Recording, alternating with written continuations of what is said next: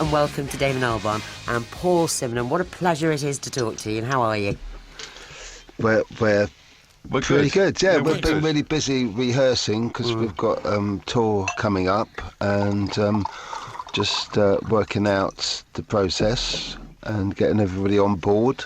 Well, that tour looks really interesting, and I want to go to Cullercoats. What a beautiful place it looks like. There's only 9,000 people there.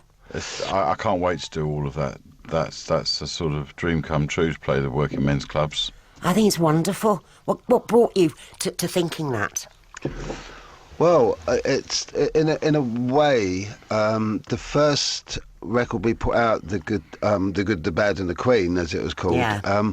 We did sort of a short tour down in Devon called the Devon to Heaven tour, and it was really great. Just playing very small places. We only played one place.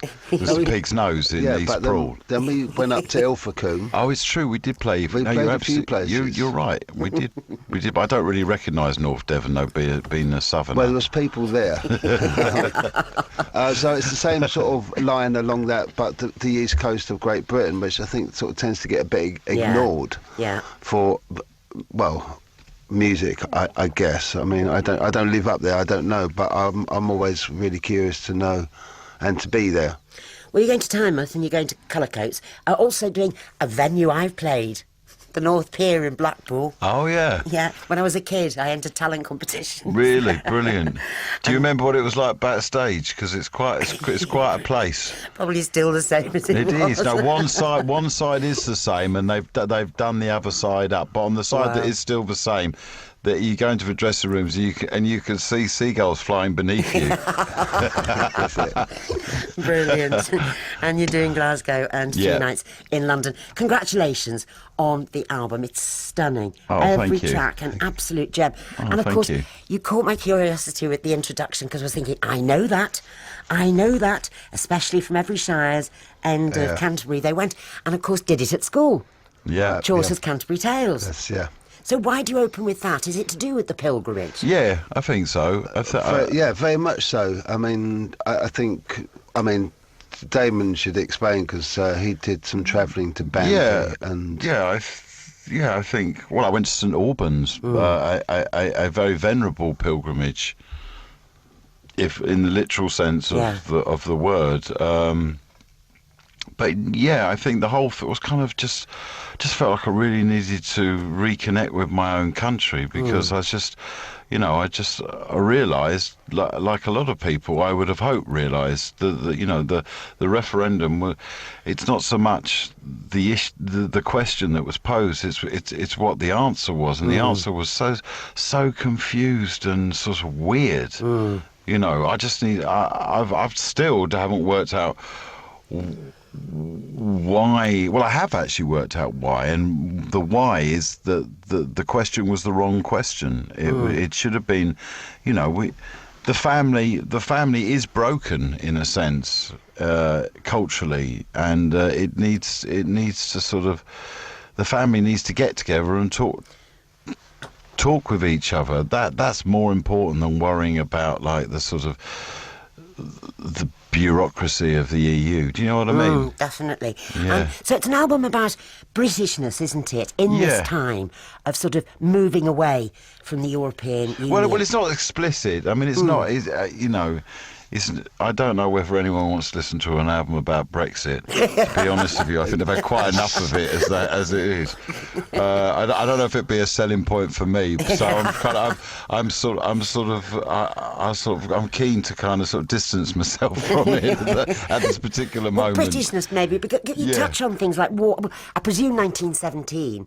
That's the First World War, isn't it? Yes. Landing in France and everything. Yeah, I mean, that's literally being kind of sort of came out of being on a train, sitting backwards, coming back from Paris, and just sort of daydreaming and kind of sort of not remembering whether I was in Paris, or whether I was in France, or in England, and then the cemetery just sort of you kind of snaps you out of the dream, and you realise, and then if you think about that and in context of everything that's happened in the last few years, it's sort of I don't know. There is a great sadness there in the sense of something that came out of a kind of pledge amongst all European countries not to ever allow themselves to get towards war again. You know, it's become so sort of forgotten in a sense, and you know, twisted into being something else, which is into being something negative. Negative, when really yeah, when it should be a really positive thing. Yeah. It's an amazing track. It's so atmospheric, and it really does make you think as you're listening to it. I kept putting it on again and again, going, wow, this just creates so many images. Lady Boston, what's that? Because, do you know, I did that's actually... the Welsh song. I mean, that's... Well, I was going to say, because there's a Lord Boston on Anglesey. Yes. Oh, right. Oh, you might be helping us then. Well, we was in. We don't know who Lady Boston is. Yeah, there's a photograph of her with a group of Lord Boston in Anglesey. Royalty. The plot thickens. And she sort of stood out. It's funny because there's this large portrait, a photograph, and I saw it independently and looked at it, and I took a photograph of the figure in the middle. And then later conversation with Damon, he said that he looked at that picture and he'd picked out the same person as me. So suddenly it's like, who is this person? And she just had something about her. She's just there was something very enigmatic about the way she was staring out, and she just looked slightly different. There's a different atmosphere about her to everybody else. And we were just sort of fascinated and who she might be and what her story might be, although we have no evidence to either way, really. And so can you sort of... I'll research more for you. Right. Well, let's know. But Lord Boston was from Anglesey. Yeah, a baron he was, and Lord. So took over the... was he a robber baron? Well, probably. I think he was, because... he was a pantomime baron. At Blackpool. But it's the true choir. but through that castle we learnt quite a lot about the local area and what happened to people that were living in the villages and how they were moved out and their buildings were repossessed, to the point that there was almost Lord Boston had taken over the whole area, and there wasn't even a pub in the village because that was sort of frowned on people socialising. Plus you also had the history of where the money was made from the slate and sugarcane slavery. I don't know, it's just a very fascinating history. And this castle, it's sort of like a mock medieval castle built in the Victorian times, and it's like a not folly, it's huge, it's like massive. Yeah, it's like a tomb of misery, really, because of the people that had to build it and what the money was made from to build it. Wow. Well, look, take a break for some music. Here's that title track, Maryland.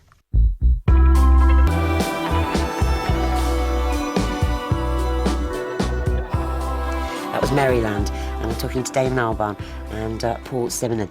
Tony Visconti, the lovely, wonderful Tony Visconti. Exactly. He's great, Tony, isn't he? Yeah, it really is. Welsh connection there. He was married to Mary Hopkins. Yes, very strong. And you know, he came up to record with the choir in the castle, and I love that choir. And and addressed them all in perfect Welsh. Did he? Yeah. Wow. I'm impressed. They were impressed as well. Bet. But he is such a charming man, isn't he? He certainly is. Yeah. Apart from being incredibly talented. Yes. Yeah. So, you're together again with The Good, the Bad and the Queen, but also you've worked together, Gorillaz, and of course Mick Jones. You were reunited with Mick Jones then, weren't you? So, you're well connected all of the time, aren't you? Well, me and Damon, we don't live far from each other, and we see each other socially Quite a lot. So I want to know. Did we even have salsa dance lessons? We did. We did. Did you? Is this because you want to go on that programme, Strictly Come Dancing? We both were having salsa lessons together. But don't tell anyone. I won't. Your secret is safe here. It really, really is. But I do want to know, did Damon pay you, Paul, when you do Gorillaz? pay me. Yeah, because he said, I remember doing a thing with him at Lipper, and we were chatting, and he said, the best thing with the Gorillas, I don't pay money, I just want them to really do it, and then I will reciprocate in some way. So is that salsa lessons? Well, the funny thing is, I mean, in the past, anything that I've done with Damon outside of the Good, the Bad and the Queen, I've always sort of said, yeah, I'll do it for nothing. But funny enough, doing the Gorillas tour, I actually got paid from someone. You did get paid, yeah. I know. Oh, that's because you live down the road. I don't know if it's from you, but Oh, you ended up getting paid more than I did. did I? Well, yeah, because you- I had all the production costs. There you go. When are we going on tour again then? Paul, I mean, you're incredibly busy, as Damon is. We all know what Damon's doing. It's it doesn't seem as though very long goes by and there's another album, another project from Damon. Yeah. And you, obviously Good Bad Queen, Gorillas, your art. That's pretty much what I work on most of the time, and there are other projects occasionally that come up, like music ones. I did do it, funny enough, I did a few years ago do a project with Tony Allen and Phil Manzanilla, who was sort of putting together a show in Puglia in southern Italy for a festival, and that was really interesting, using local musicians. So yeah, I do dabble in I just like being creative in whatever form, whether it's music, art. So you've got that in common with Damon, that when you travel to Puglia, using local musicians, that's what Damon likes to do as well, isn't it? Yeah, not that I'm a local musician in Puglia. Well, in West London, you were. I considered you a local musician. Yeah. I mean, when Damon goes off on his travels. And what about your love of classic bikes? I have a Triumph Bonneville, and I do like the sound of them, and to be honest, it's my only method of transport. Is it really? I don't have a car. I'm not really into cars, and I haven't got an Oyster card, so rain, wind, or shine. I'm on the motorcycle. But what I like about it is I actually feel really connected to my environment by riding. It's like you drive a car, but you ride a bike. You don't feel as connected as you do on a bicycle. I'm telling you that for a fact. Well, yeah, but I think a bicycle. Yeah, no, I agree with you actually. But I just find the way London is at the moment, the traffic is really tricky for anyone. It is. On two wheels. I think it's scary. I mean, I used to cycle through London, but I don't think I'd do it now. Well, it depends which. I mean, you can't go on the main roads. That's impossible. They're horrible. But if you go around the back roads, it's wiggle through. Yeah, exactly. But when so you had a love of classic bikes, Paul. I remember when I went grape picking many years ago, and I fell in love with an MV Augusta.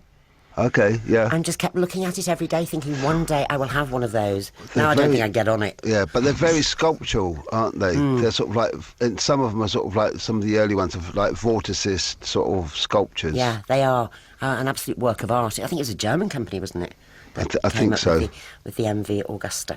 So looking forward. Italian. Oh, is it Italian? I think so, yeah. Yes, maybe it is. I think the M sounds German. Anyway, never mind. Maybe it's a collaboration. Yes, maybe it is. There you go. European anyway. Nice link into the Good, the Bad, to the Queen project. Yeah. Well, we'll play one more track, which is Gun to the Head. Have a little bit of a chat after that, and then I'll let you go. Here's Gun to the Head.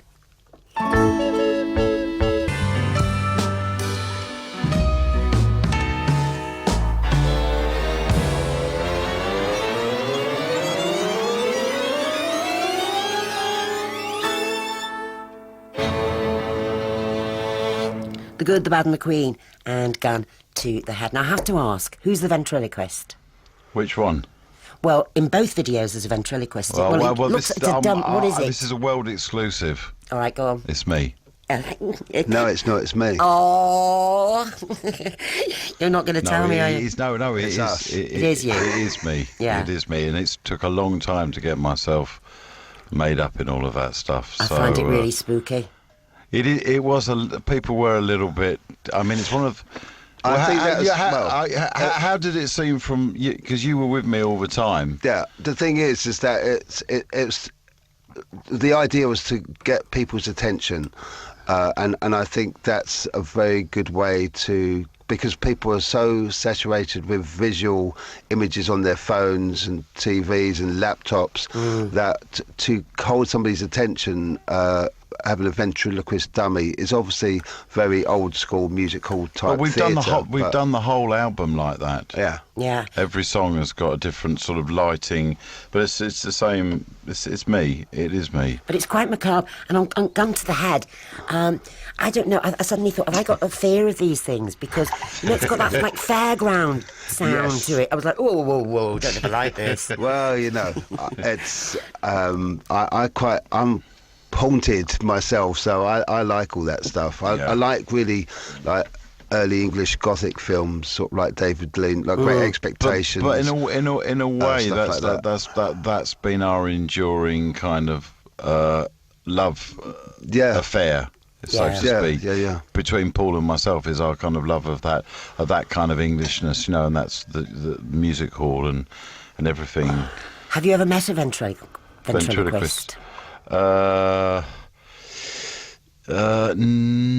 Not that I know it. No. I have. Have you? And and what they they can't like? talk to you. They can't. The actual person Yeah. can't look at you. The dummy talks to you all of the time. Very strange. That might happen to us, Damon. Yeah. It's really, and even on the radio, and you're thinking you don't need to have it on the radio. Even Sooty. I Oh, do City, find though when I yes. get my my doll is called Tommy. Yeah. And when I animate him, I do find I get more excited. I can't even help it. I'm just more excitable when I'm with Tommy, so to speak. That sounds really bad, doesn't it? And that bit at the end of Gun to the Head where you go ooh with your arms, it's like oh Yeah. that's it. But I really enjoyed that. I really got into that character. I'd like to revisit it I one think day. you should just walk round St Albans or London or wherever dressed as it. Exactly. Well, we were thinking actually made for the whole show and tour. Yeah, like 2.5 hours though before the show. But I will do it one day, definitely. But if you did that, you could get yeah. somebody else. You could stay at home and somebody else could do it. That's it. You don't need to do the gig. But wouldn't have the voice though. No. I like being that person. You like being Tommy. Well, look, absolute pleasure. It's been 11 years. Why so long? Just Busy with all the other stuff? well, I mean, we Yeah. did. And also, it's just, you know, maybe it just took that long to find something that really kind of meant something again. You know? Tommy. Yeah, to find Tommy. Well, thank you very much. As I say, a sublime album. Every you. track is just wonderful. thank you. But we're going to go back to the past now, and if you don't mind, can I play Northern Whale? Yes. Jolly good. Okay. All right. Well, nice one. Thanks, And Janice. thank you, Damon. Thanks, Paul. Lovely to speak to you again. It's always lovely to talk to you. Happy birthday for your birthday, Paul, in a few weeks. Oh, blimey, yeah, thanks. All right. Take care. Okay, bye.